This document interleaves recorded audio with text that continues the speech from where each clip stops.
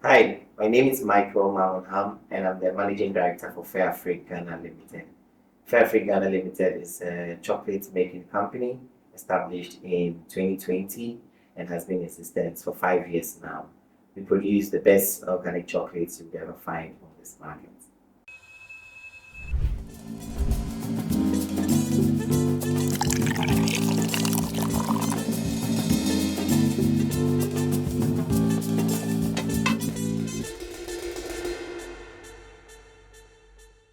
So we're here with Michael. Michael's the managing director for Fairafric Company Limited. Tell us, Fairafric, what do you do? Well, our business here is to provide up to 10,000 climate-friendly jobs. And we've started only this mission by producing, if not the best chocolates in the world, one of the best in a rural community in Ghana. Yeah, so our daily lives is just coming to work, making sure that we are putting all the necessary ingredients together to produce chocolates and chocolate products as well. Okay, so you're a cocoa producing or chocolate producing Yes, we are more of chocolate making company. and making company. Okay, Yeah. all right. How long have you been in existence? Well, Fairafric Ghana has is actually turning five this okay. March, because in 2020, same time around this period, we broke grounds to start constructing and building this factory here in Suhum. So I would say by way of setup, we are just 5 years old, but by way of operating hours, we are nearing five. In there, 5. Okay. Yeah. So, on an average, how many bars of chocolate do you produce a day? Well, the factory size to be able to produce about 50,000 bars, 10,000 bars an hour. An hour. Wow. So every hour we have the generating capacity to produce 10,000 bars. So on an annual basis, it can do 50 million bars of chocolate. Okay.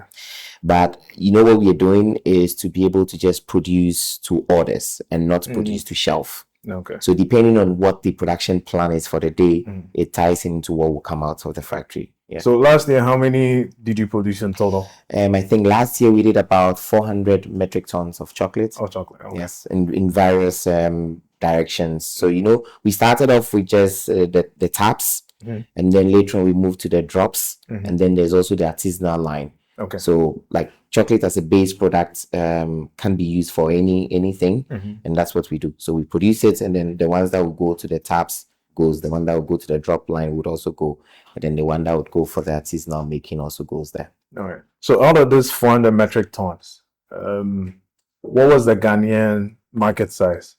Well, so like I was mentioning, we are a free zones enterprise, meaning that by law we are only allowed to sell up to 30% of our total produce within the country. Okay. I would say that, well, the idea to go into local sales only started in 2021, when repeatedly we've had people come over and they like what they've seen, and then they asking, hey, where can I buy this in Ghana? And we say, sorry, we are only exports driven. Okay. So we started to test the market, and we've been testing it since.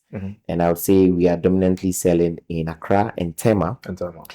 I don't think we've been able to even sell 10% of what we produce, but what we've sold so far in Ghana is quite substantial. Like if you look at the revenue from it on a year-to-year basis from 2021, you can see that there's an increased growth, and there's still more potential. Okay. Yeah. So your primary market will be Western Europe. Yes. Germany, because it's a German and Ghanaian joint venture, isn't it? Correct. Okay. Yes. It's directed more towards Europe, Yeah. but I can only say confidently that this may even just last for now.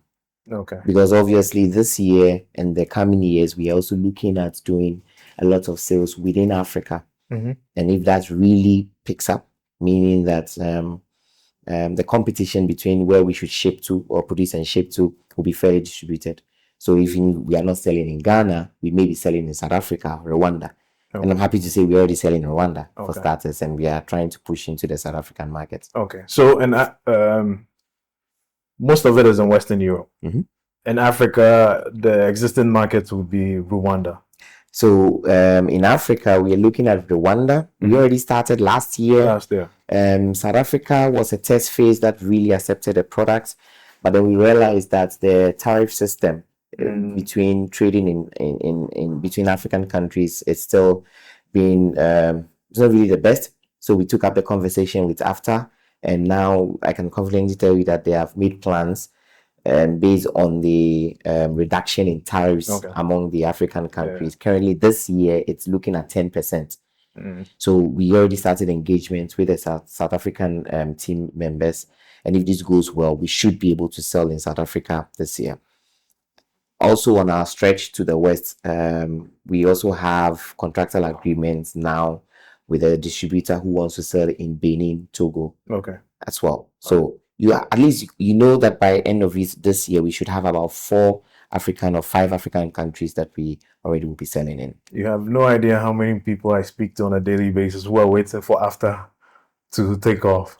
Well, I think that for us we are not waiting. Maybe the difference would be that for us we already took the conversation to them. Because we started an argument on LinkedIn when we were comfortably able to buy cashew from Burkina Faso easily into Ghana, but then we didn't understand why it would be difficult for us to ship chocolate from Ghana to South Africa, because we realized that the tariff system was such that if South Africa is importing chocolates from Europe, it's zero. It's zero. But if they try importing it from Ghana, it was as high as 36%. That's a shame. It's a big shame. And so we started a conversation on LinkedIn, and after themselves, the secretariats in South Africa and in Ghana all saw the conversation and then gave us a ring. And then we all started discussing how to change this. I would say they've been very supportive, both the Ghanaian authorities and the South African authorities, trying to see how best they can fix this. Yeah, because if you live on a continent with your neighbors and you can't freely trade amongst each other, whereas it's easier to trade beyond seas and beyond waters. To me, I don't think it makes it's not palatable. No, it's not. I think that the homework has been done well by the Europeans, and the Africans have not done too much work into this, because it's a trade situation. So if somebody has been able to bargain more or push more, that's where the obvious positivity will go. So I think that we have more work to do now. That makes sense. So one thing I noticed is that Fairafric is described as a fair trade business. What does that mean in practice? Right. So by way of definition, the entire fair trade system just tries to have a certain level of fairness across the entire value chain. So right from the farmer's farm all the way to the final buyer, there should be some distribution of fairness across the entire value chain. Here at Fairafric, we say that we do beyond just what fair trade requires, because fair trade in itself is a certification. But what we try to practice is to do beyond fair trade, meaning that fair trade may require that, for example, put up a certain premium on the commodity at stake, and then make sure that this premium goes all the way, is distributed all the way to the farmers. But for us, we believe that in true fairness, it may not just be satisfied with a certain value of money called premium, that there could be other things that, for example, within this community, farmers may need or may be lacking, and that may not be solved by premium. So we find ourselves in a position where we want to follow all the regulations of fair trade in itself, but yet it's again identify what may be missing in these communities, and then use your influence to create these opportunities for them. And that's why we pride ourselves. Perhaps that's even why it's called Fairafric. I see. So that's what it means in Africa. Oh, perfect. Bringing those two together, it's amazing. And I look around, I can see that your factory is entirely powered by solar. Solar, yes. Green energy is one of the directions we started, especially when we did all the feasibility studies, and we analyzed and realized that within this part of town, electricity could be a problem from the national grid. Even where you have electricity, you have voltages not Fluctuating. yes, fluctuating. And chocolate in itself is very sensitive. So what we did was to think of how to make energy available every time. So here at the factory, we have the solar panels generating about 375 kVA. And then we have the national grid. And then we also have gensets. So what the integrated system is doing is that it is always prioritizing solar energy, but in low generation periods, if the sun is down or there rains or anything, then it is tapping either from the national grid or the gensets to supplement it. Isn't the initial cost for setting up solar and green energy more expensive? It's very expensive. Yeah. In this part of town, it's very expensive because apart from the infrastructure itself, the cost of the models themselves are very expensive. And then batteries. Batteries are super, super expensive. So even as it stands right now, we don't have batteries at all because our initial startup capital could not afford batteries. Okay, that's interesting. So for somebody who wants to start, let's say, a sustainable business in the smallest way as possible. You're going to ask how much you... Yeah.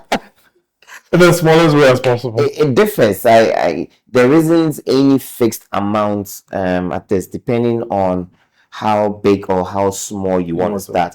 What value of commodity are you looking at? Like cocoa is very expensive to start with. You don't determine even the price. You don't determine how much you want to buy this commodity. It's determined on the international market. So it varies depending on the kind of business you want to do. But I normally would say that money shouldn't be the main driver. It's rather the attitude, the positivity to start something. You would find money. Like we've run 5 years directly without working capital to start with. We are normally coming into the year raising funds through crowdfunding and then working. Like we've never had some huge funds deposited somewhere and this is your working capital, play with this money. No, we've never had anything. So everything started through crowdfunding. Everything. So there was a combination where we did crowdfunding, then our personal funds, and then luckily we got DEG to support us with 2 million euros. So the initial startup was this combination of these three resources. Are you profitable? This year we would be profitable. Okay. So after running for 5 years, we are now looking at profitability. That's a big pill to swallow. Most people want instant gratification as soon as I get started. They want it by the following day. Unfortunately, it doesn't work like that. You mentioned that the price of cocoa is agreed on the international market. Yeah. But then I can also see that you pay farmers a higher premium. Correct. How much do you pay your farmers? We pay $600 per ton. As compared to? The thing is that there is no regulation managing the premium values. The determination of how much you want to pay is between the buyer and the cooperative. So you can pay as low as 100 or pay as high as we are paying. But if you understand what this premium does to these farmers, then obviously you understand what you should put in terms of what amount you should pay. So we pay $600 per ton. And then outside that, we also have farmers who have gone beyond organic farming and then they are beginning to practice what we call the dynamic agroforestry, which is an improved version of today's farm practices. And so for those people who also do that, we are paying up to $80 per ton to also support them. Was that the business model right from the start? No. The business model right from start obviously focused on organic. Organic production, organic chocolate making was the initial startup direction. But as we traveled across and we realized that there were modern ways of doing these things, saving the earth became one of the main objectives of the company, so that we remove any carbon footprint. We then began to understand what DAF, the dynamic agroforestry, also does. And then we started saying, okay, let's look for farmers who are also doing this and then bring them on board. Okay. So what's for example, one of the impacts you've given in your communities? Apart from providing jobs. I think that is a lot. I can mention about 5. Can you imagine that when we came here or before we came here, there was no internet? There's completely no internet here.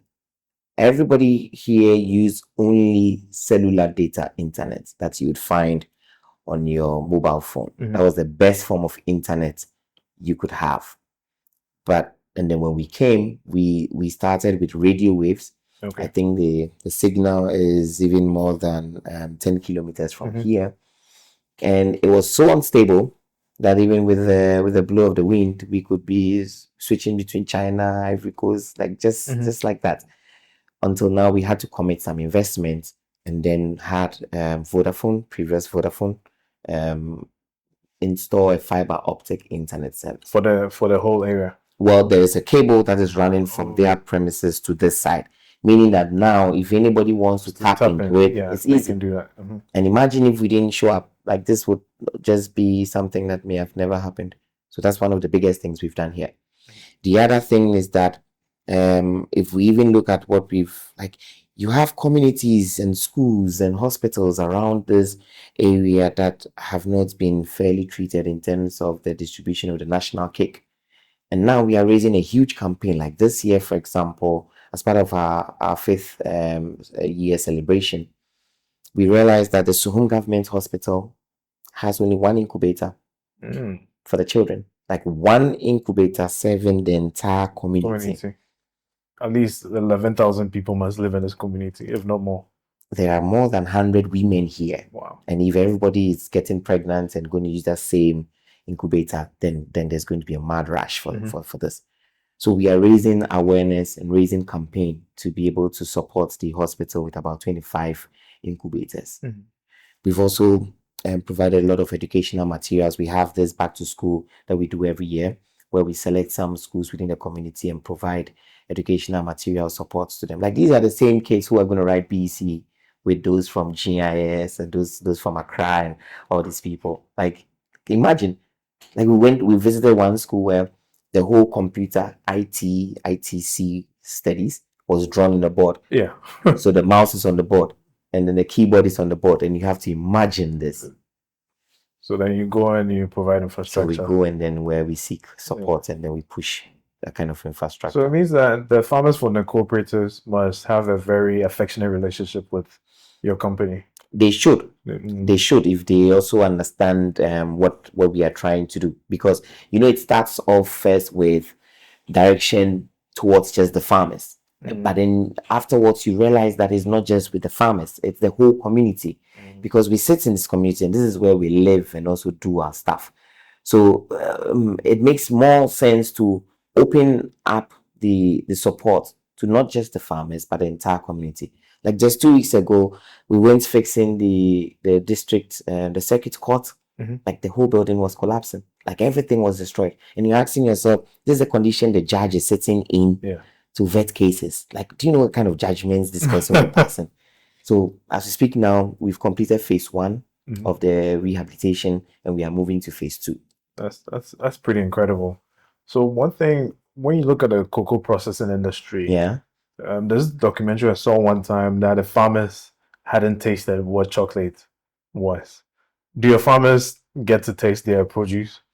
So what we do is that every year we bring our farmers. We work with 5 communities. So there's a whole farmer group, and then we bring them to the factory to see how the cocoa beans is converted into chocolate. There are 2 reasons why we do this. Reason 1 being that obviously you're right when you say some of them have not even seen chocolates before, they've not seen the process before. So they get the opportunity to see it for the first time. And then the other thing is that they also begin to appreciate why we ask for a particular quality with the kind of beans that they supply. So they understand when we tell them that this is the kind of beans, this is the way you should dry it, this is the way you should ferment it, and because this is how it affects the products that we do here. And so this is because we also realized that it was not just, the reverse also happens, where chocolate lovers have also not been to cocoa farms before. They've not even seen cocoa pots before. So we also do this tour arrangements where we don't only provide or we don't only produce chocolates, but we also run a tourism aspect of the business where we bring chocolate lovers to see the cocoa farms and then from the farms bring that knowledge back into the factory to see how we also make the chocolates. Then if you're lucky, you also get ingredients to produce your own chocolate, and then you eat it, and then you tell me whether you've done a good job or not. That's interesting. In the international community, I've noticed that child slavery and cocoa industries have become a big discussion point in the last 5 to 10 years. What's your take on this? I'd rather call it much more of child labor. Child labor, yeah, sorry. Okay. You know, it's funny how you see it. Now, the question is, you can have same conversation with big players in Europe who are running family businesses, and you ask them, hey, by when did you get into this? Like, what was the direction? And they say, hey, yeah, when we're kids, we used to work. I work with my father. I go through his garage and blah blah blah blah blah. Is that child labor? If you think that's cool, then obviously that's the same ideology here. The only difference would be that where the farmers themselves deny the kids access to education, access to healthcare, access to the world of a child for the purposes of having to farm, then that indeed is child labor, and that is not promoted. But for me, I don't think that if a kid is on vacation and he follows his parents to see what happens on the farm and helps break some pots, and his life is not endangered in any way, that's not really child labor for me. Or sometimes after school, you see the kids going to help their parents on the farm. Yeah, we all did it when we were kids. We all helped our parents with the kind of trade that they did. But yeah, like I said, the facts remain that if the child's life is not endangered, if the child is not denied of education in any way for the purposes of cheap labor situation, then for me that is learning in its sense. Yeah. How do you stay relevant looking at being in existence for 5 years compared to companies which have been in existence for hundreds of years? Okay. So I think that for us, this is how we take it. That in the first place, we don't think that it's competition.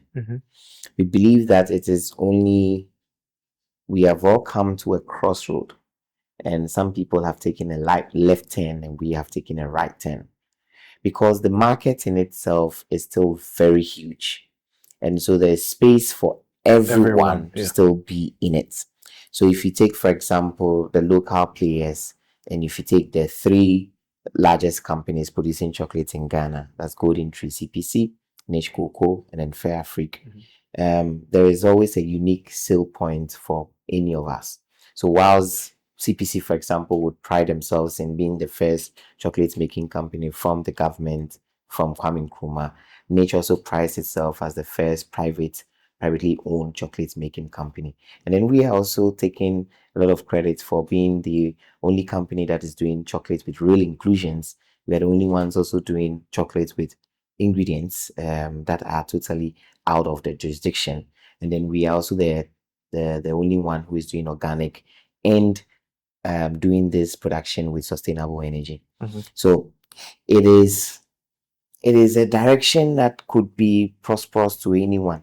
The only thing is that you have to understand your target market, understand what is happening around the world today, and then bring it into your sale point so that you stay relevant. So people are buying Fairafric chocolate not just for the very good taste it has, but it is also the marketing story behind it, creating value in Africa. So whilst we amplify that song, you know very well that then we would definitely sell, especially for people who believe in that concept of value creation in Africa. One of the reasons why it's inspiring is it's just occurring to me that it takes courage and valor to establish a cocoa processing factory in 2019. I mean, if in COVID, it's way out of line. When you think about it, 2019 COVID, world is on lockdown. Yeah. And I'm thinking of being on the board and somebody makes a pitch to me, I want to start a cocoa processing factory. In 2019. In a village. In a village in Ghana. Yeah. And manufacture, produce, do everything they including packaging. It would have been... It was a nightmare. It truly was. I can tell you that we've had our ups and down moments, each year, sometimes I'm asked, what has been your biggest challenge in doing this? And I say, each year has its own unique challenge. None is bigger than the other. They are all big. So in 2020, for example, after having to, or 2019, after having to close all the monies that you may need to start, then COVID shows its face and spoils everything, changes the entire plan, increases the timelines unnecessarily. But then you still are able to go through. And then within that construction phase was in August, where as part of the equipment manufacturer agreement, warranty agreement, we're supposed to bring them into the country to help with installation.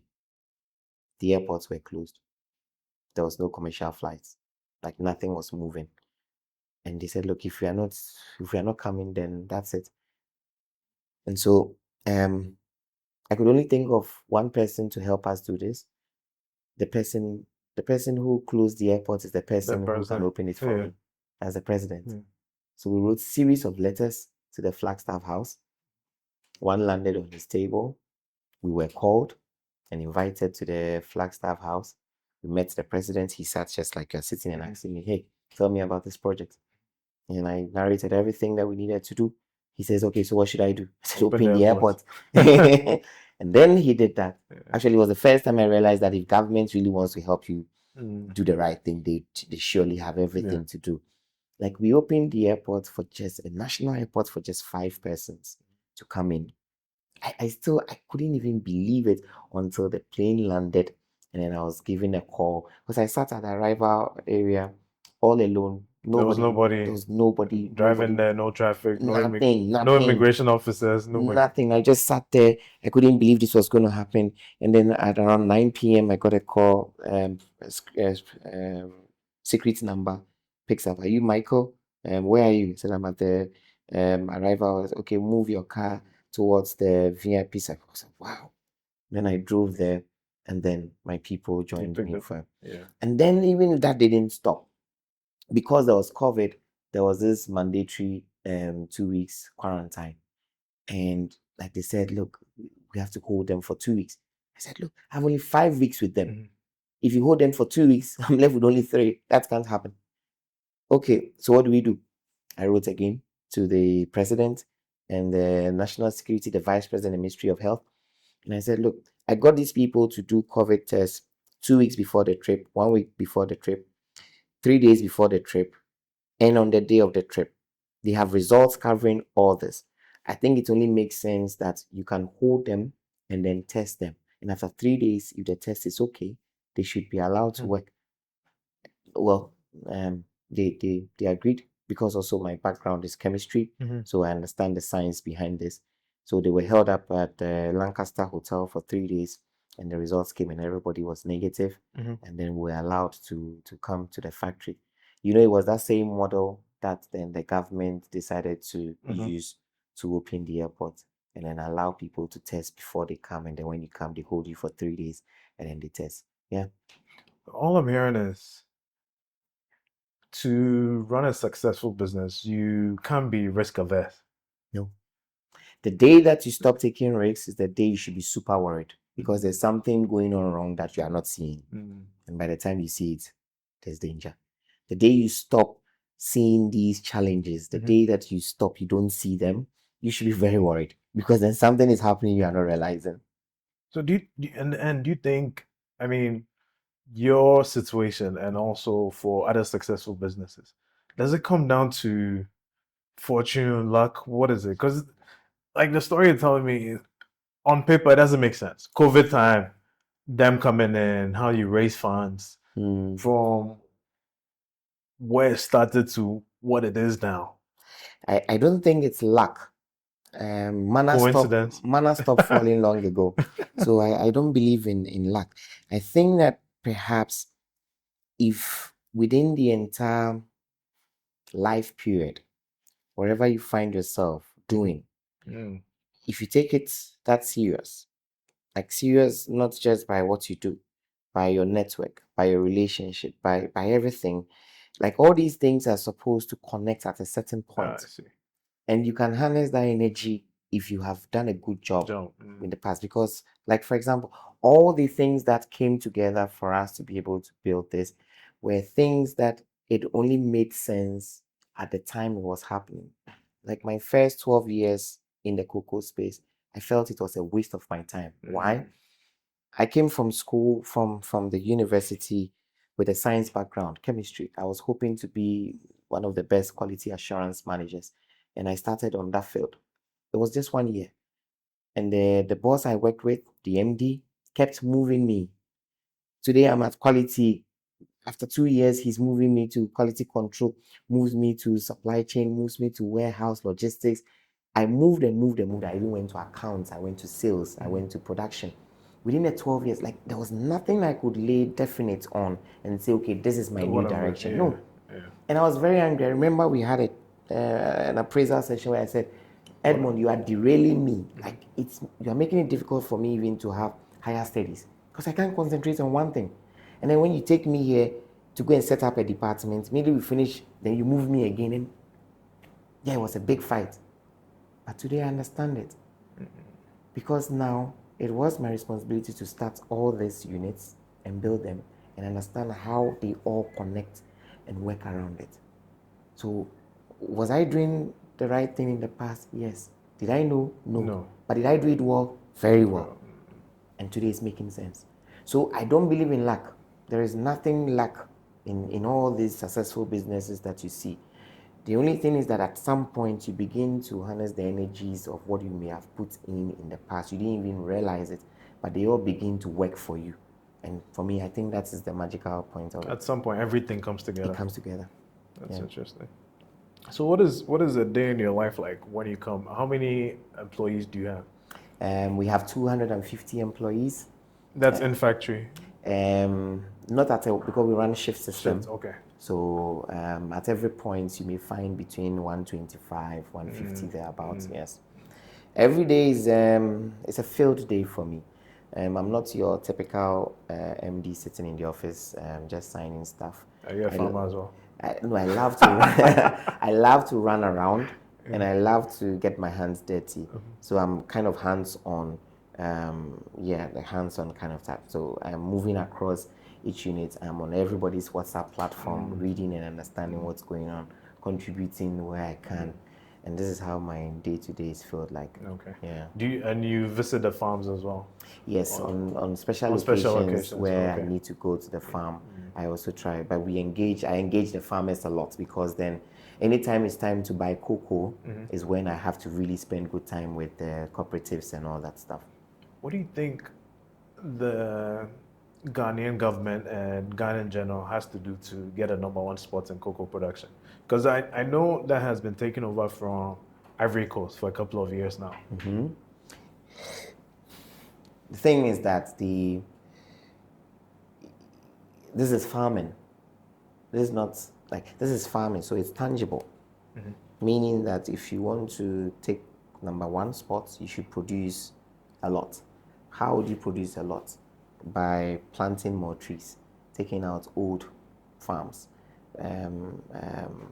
providing incentives to the farmers and the people who would go and farm, and get the youth and all the generation coming into farming. Like everybody wants to go to Accra and do an office job. Nobody wants to stay in the village and do farming. So if you are not consciously providing all the things that would increase growth by way of product volumes, then obviously you can't talk about #1. What Ivory Coast has done is to consciously do this. The government owns all lands in Ivory Coast, and the government is dedicating lands for farming. You understand? So they have made that conscious effort to increase their produce and increase the volumes that they have planted. If we do same, we could come close. Even apart from government initiatives, I personally think there's a dying interest in farming when it comes to the youth. I think it varies. It varies. Okay. It varies. There could be dying interest with farming in itself, but there is also increased interest in other agricultural activities like animal rearing and all that stuff. So we should check what's happening on the land size. Maybe the land situations are what is pushing people off, but they may be happy to do agric activities, but perhaps not farming in itself. So I don't think it's dead. No, it's not dead. It's not dead at all. But maybe today's technological know-how is missing. Yeah. So people really are thinking that it is still that old concept that only the poor people would go to the farm and all that, because they are still seeing hoe and cutlass. Yeah. But it's a chicken and egg situation, because I know personally that it's so hard to raise financing for agri ventures. And it's insane, because that is how we are going to grow our economy. You know, it's funny you say this, because on Friday, I was at the Dutch embassy where we were having a discussion on cocoa policy formulation. And one of the panel ladies said, she says, look, and it was also because there was a finance team there. She says, look, it's about time that the finance people reevaluate what they call REX. Yes. Because without this, you can't expect the farmers to be able to have a lot to be able to give out. And you need to also understand that the farmer's asset is the produce. Like, if you can't think about it this way and you're only thinking of collateral like house, cars and stuff, there's no way you're helping the farmers. So it's true. Assets, finance to farming is something that the government, at least the government of the day, says they've created a ministry for agribusiness development. So it should reflect in the policies that we see. Personally, what's your favorite chocolate? I see we have a bunch of them lined up here. Yeah, we have a combination. But yeah, I'll go for these two because they have a unique story. Yeah. So this is 57 with moringa and baobab. It's completely different. It has a lot of Ghanaian attributes. And the 57 is also independence. I see. And you know, we are in Independence Month, right? Yeah. And so this is worth trying within this month. It's very healthy because of the moringa and baobab infusions. And then this one, for me, this one was, like I always say, Fairafric has always been blessed with the luxury of problems. And in every problem, we find or we come up with another solution. Now, you know, there was a trade situation where Europe is asking us not to bring any dairy products anymore. Is that so? Yeah. Wow. It started in 2022, but then we were able to push it back because then we said, look, Ghana doesn't produce milk. So what the milk we're using is imported from your side. So you should be cool with it, right? And then they said, okay, cool. We continued trading. And then in 2023, they said, no, when the milk comes, you are transforming it into something else. And we are not here. So, sorry. Your country must come up with a control plan and before we can accept these dairy products. And to date, Ghana has still not finished drafting the control plan, meaning that we can't export any of our milk chocolates to Europe. So what could we do? People still want milk-based chocolate. Yes. Yeah. So we thought about what Africa has, what Ghana has, and we realized that cashew is also one commodity that is very creamy. So we developed this recipe. We call it 42% vegan creamy cashew. So it has no animal milk, but cashew. So cashew is grounded and mixed with the chocolate, and it produces this pretty much very, very healthy vegan option. I see. And the market has really accepted this very well. And it has opened our eyes to completely do away with dairy milk and focus on plant-based milk. Yeah. And so this is a unique story because it was born out of frustration. And it's very innovative as well. You know, you're thinking clearly outside the box. Yeah. Because you didn't let an impediment stop you in your track. At all. And by the time it may be done, we would have just switched completely to vegan option in terms of this, and then that's it. So these are your two favorite ones, yes, personally? Yes, these are my two favorite because of the story they hold behind them. Are you tired of eating chocolate? No. Every day we do sensory, you cannot be tired. Every batch that they produce, I have to taste it as well. I know I would, because imagine, but that's a very fun job. Imagine your job is to taste. Can you put me on the production line? Every day we are doing sensory on all the lines that are coming up. So this has become very, like, it's repetitive in a positive way, because every time you taste it, you're not putting in your mouth because you're hungry, but your brain is trying to process and find something and look out for something. So it is work on its own.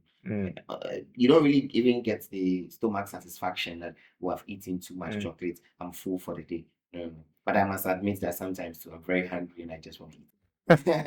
This is my job application pitch. So please put me on the production line. I can think of several other items which will pair well with dark chocolate, brandy, espressos. I'll be having a time of my life. Yeah, this during the Vows Day, we try to do some very, very wild combinations, like alcohol infused chocolate and all that stuff. It was really accepted very well. Was it just for the Vows Day celebration? So it's not on sale. Not the product. You may want to look at it if you want. Eventually. Nice. I'm thinking of doing something very nice with this company. They produce it's called Rains. They produce alcohol from sugarcane. Oh, isn't that rum?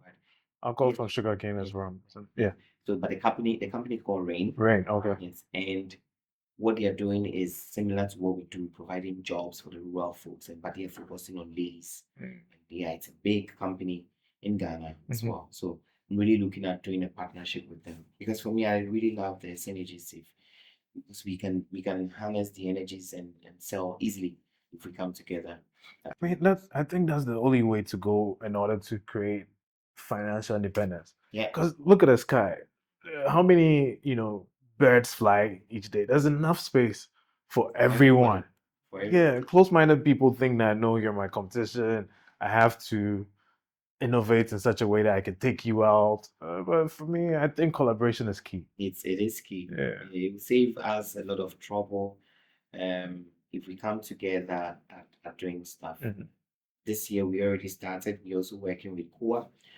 Kua is what is Kua? Kua is a cocoa juice company. So what they do is to press the beans and extract pulp from it, and then turn it into cocoa juice. And we realized that they are doing very well in Europe, but not too much in Ghana. Okay. And looking at the health values, we came together, and if you put these two products together.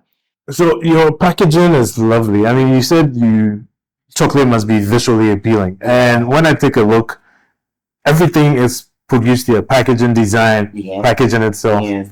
We have the graphics team down there, and so they are playing a lot with the patterns. We also give a lot of attributes from the African wax print design concept. So you see that a typical Fairafric chocolate bar would always have the wax print design at the base, the title belt that has the product name, and then a play out on the wax with the Fairafric logo. And so, like, we do this in-house. And when we started, we were importing the wrappers because we could not find anybody who could print quality wrappers like this.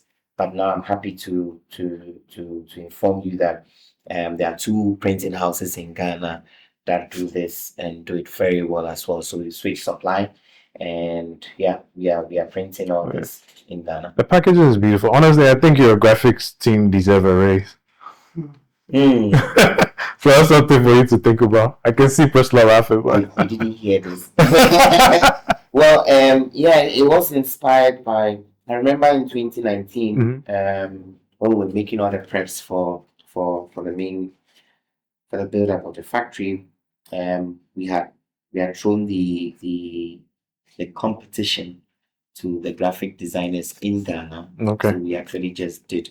We allowed everybody to participate and come up with a concept, and this concept came up as the best direction. Yeah, it's beautiful. And, I think we added a touch of informal feeling, because I always told them that we had the 2010 South Africa World Cup. There was an official World Cup song, and then there was the unofficial World Cup song that became the most popular, even than the official. It's the same thing. So this is not our official logo, but then we play out more popular informal one rather has become very nice. Everybody likes it. Yeah. You know. People like what they like. I don't think you can take that away from them. Yeah.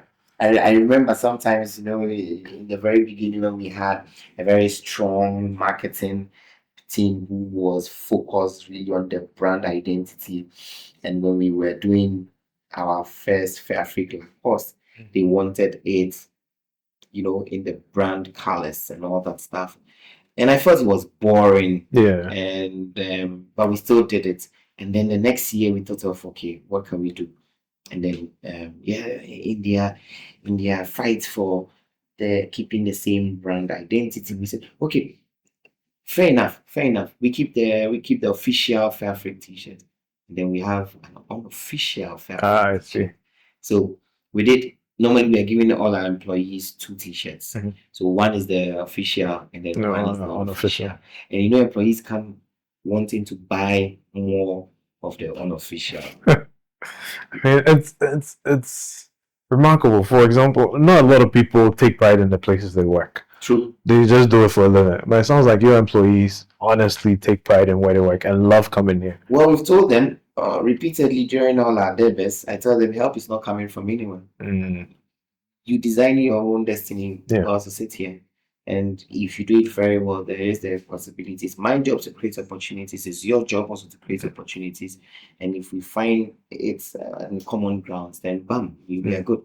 So they understand that concept that we are doing this not because we are doing this for someone. We are not working for Boss Mike. You're working for yourself, and not me. So I think it's gone down very well. And we try to involve them in everything that we're doing. So there's usual opinion pools, employee satisfaction surveys, and we try to always engage them in everything. Like the employees design their own social activity plan for the whole year. We have social activity every month ending, one in every month ending. So this is how we've dragged everybody into it. So don't think that the policy formulation are going to come from me.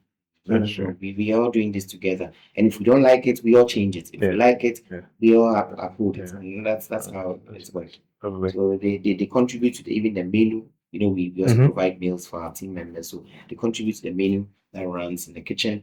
The bar schedule, like last 2 weeks, there was a whole debate on time of start of work. People thought it was too early, so they were trying to see if the possibility to change the working hours, like change the start times. And it was voted, and the people who wanted us to maintain it said we don't change it, we like it. That's how we do it. So it's not me waking up in the morning and throwing across. That's a democracy. Yeah, proper democracy. Proper democracy. Michael, thank you for having us. We've had such a lovely time, and I am going to leave with a room full of chocolates. Please do. And wherever you broadcast this, let them know that there's a wonderful story going on here. Everybody can contribute in one way or the other. The least you can do is to purchase our chocolates and to continue the machine running. And we are so grateful to people like you who also give us the opportunity. But we have a very low marketing budget. And so when I get these kind of opportunities to use to push Fairafric, then we take. But you're doing amazing. I mean, as long as you do the work, the people will find you. You're putting Ghana on the map, and that's something that, I mean, not Ghana only, but you're putting Africa on the map in a very competitive space where and their youth on the map. Sometimes they don't believe that this is possible. You know how many people come here and then they have heard about Fairafric and they try to meet management, and then when it is time, only small boys and girls walk into the room. And you should always see the look on their face. Well, I'm the youth as well, so I'm starting. When do I start tomorrow? The factory line, the tasting. Okay, that's where I'm starting. Where can we purchase a chocolate? I've seen them in shops, but those who are outside the country, for example, the international market. All right. So if you want to buy Fairafric goodies in Ghana, you would find it in about 150 shops. But the main channels include Melcom, ShopRite, Maxmart, Megmart, all the Total and Shell fuel station marts. You would find us there. You would also find us in some of the hotels like Ibi Style, moving pick, you also find us there. And if you forget to still buy any of the Fairafric chocolate bars in any of these shops, but you are heading out of Ghana, the last place would be at the airport, at the duty-free shop at the airport. You find us there. You can always also buy online within Ghana. Yeah, for our international. Yes, within Ghana. If you're buying it in Ghana, please select on the online option Ghana shop. And then we will have it delivered to you in Ghana. And if you are doing online shop in Germany or in Europe, they would also deliver it as well. Okay. All right. So this is how far we've tried to sell. Hopefully this year we want to cover not just Accra and Tema, but we want to start proper visibility in Marseille, Takoradi, and Cape Coast. And you also said you're starting this year in South Africa and Rwanda. Okay, yes. Perfect. All right, that's interesting. And as a company, obviously, we also have future plans. We want to be able to do two major things before the year ends, and also looking at our short-term plans. When we buy the beans, we are taking it out for processing because we don't have our own primary processing here. So we take it out and it's converted into liquor butter. And then bring it back. But this year, we want to be able to start processing the beans here on site as well. All right. We've done all the possible things that we need to do, getting the right equipment and everything. And we're just left with completing the documentation with the regulator. And then also, from a short-term to long-term situation, if you check all our bars, because we've been asked that question several times, you see the Made in Africa inscription. People ask, why not Made in Ghana? We say, look, the Made in Ghana is here. It's on the side of the bars, original Ghanaian product. But the Made in Africa is a tagline, because we believe that it's our responsibility to create 10,000 jobs in Africa. So what we are doing is that we've only started with chocolate. And today you are seeing Fairafric in Ghana doing chocolate. Don't be surprised if you see Fairafric in Tanzania, in Kenya, in Uganda, perhaps doing coffee or tea. You still see a Made in Africa inscription. I see. Because obviously the 10,000 jobs are not going to come in this compound. So that is our long-term, short to long-term vision as a company. As a company. For now, we are focused heavily on chocolate. Okay. All right. Perfect. All right. Thank you so much. Thank you too. All right.